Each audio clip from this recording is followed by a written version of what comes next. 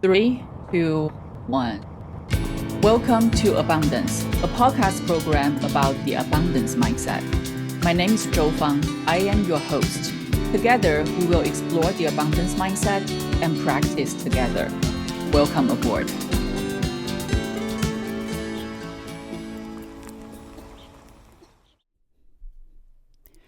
Hello there.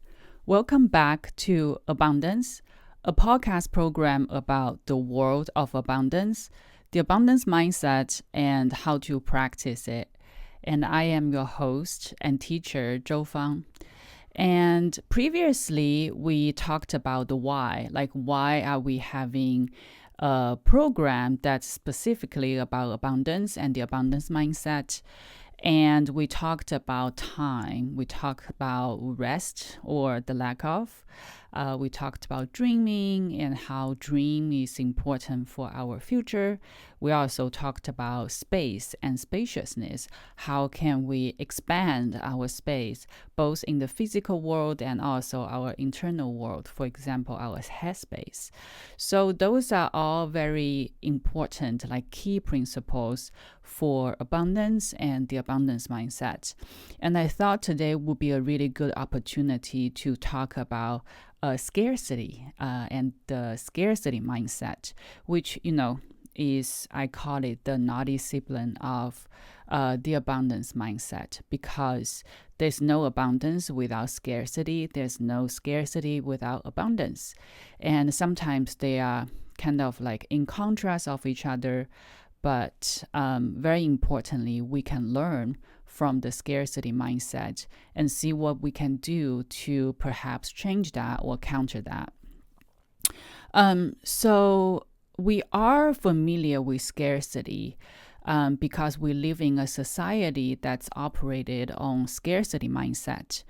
For example, oftentimes we think about, have I done enough, or am I doing enough? Or I'm running out of time, like I'm constantly trying to play catch up, but somehow I can never catch up. So the constant kind of like running behind kind of feels like a hamster wheel, just running and running, but can never reach the goal or the destination. Feels like scarcity. And a lot of us have that kind of worry or fear, like what if I don't have enough? What if there is no enough resource for me? Therefore, in preparation for that not enoughness, we do the best to collect resources, and some of us end up hoarding resources. So on the surface, it looks like we have a lot, but fundamentally, it's the scarcity mindset working us extra hard to reach that enoughness. However, because we are so fearful, we are so afraid of not having enough, not doing enough, or not being enough, no matter how much we do or how much we collect or how much we have, it just never seems to have the right amount of things in our lives. So another example would be we always want more. Like oftentimes we want more of this, we want more of that. Say if you are at the supermarket, instead of buying one bottle of shampoo, right? And you happen to see, oh, they have like a buy two and get one free. Why don't I do that? I think that is valid, especially when economy is a little concerning. We want to stock up, right? But I think it needs to be coming from like a reasonable place. For example, if you don't think you can use all three bottles, like say in a year, then you may not need that. Some people may say, I want to be ready for emergency or in case something happens like suddenly. I also think that's very valid. At the same time, I would like to invite folks to think about, what creates that sense of urgency? Like, is it actually urgent? Or is it our hypervigilance? being in place, just constantly worried about what could happen, something bad is going to happen. That is also scarcity, kind of working on our mind. Another sign of scarcity is the kind of like an endless need to compete. Competition is a good thing. It motivates us to do better, to perform better, to grow. That is a good thing in general. But if we feel like we have to compete, we must compete. If we don't compete, then we lose. Then that creates a kind of a scarcity dynamic there is, if I don't win, then I lose. What if we can all be winners, for example, right? And that sounds too good to be true. But if we think about it, for example, in the nonprofit world, a lot of nonprofit leaders feel like they must compete with each other to secure funding, to get staff members, to get public donation, to talk to donors, etc., in order to compete with other nonprofits. But the thing is, there are so many deserving nonprofits that are working on their missions, working on their kind of the things they want to accomplish in order to help their community members. And I feel we don't have to compete to secure the money or the resource. In fact, I think we can collaborate as leaders. For example, if I have 5 apples, right, then I have 5 apples. But if we pull our apples together, we have a lot more than 5 apples. We can have oranges, for example. We can have, I don't know, maybe vegetables for a change, or maybe eggs, or maybe some other resources. So I think collaboration perhaps is a more abundance mindset way of looking at getting access to resources and funding. And maybe we don't have to compete at all times.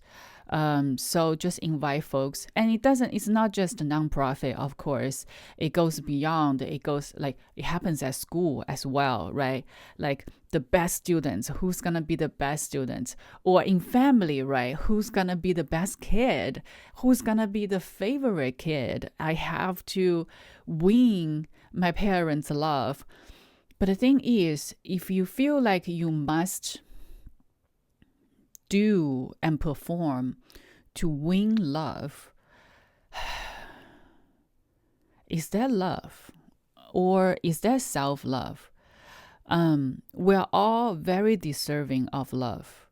And if we feel like we have to fight for love, that's not abundance, right? That's scarcity. That means we are scared. We are afraid of not being loved somehow.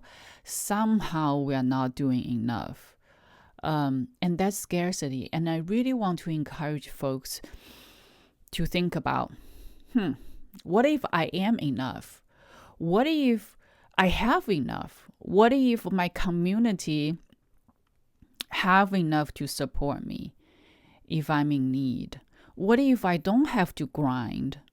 What if I don't have to be on that hamster wheel, just running over and over? What if I can lay down? What if I don't have to catch up? What if I'm not behind? What if I can rest? Some folks from the older generations, they say, I will rest when I die. It sounds so extreme, isn't it? But that's actually what a lot of people are doing, is to not allow ourselves to rest.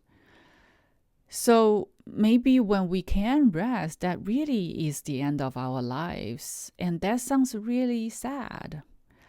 And we talk about dreaming, right? If we're constantly grinding and hustling and trying to make it to the next step, then we don't have the headspace to dream. We won't be able to imagine a better future. We won't have the space or the spaciousness to expand if we are so scared Like we literally coil. Like when I think about scarcity, I coil. Like, I want to shrink. But if I think about abundance, I expand. I become a bigger person. I literally take more space.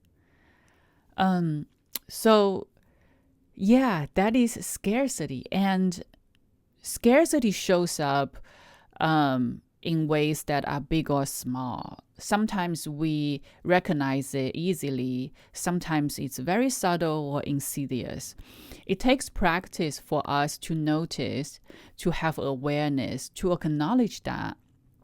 And then we can work on it.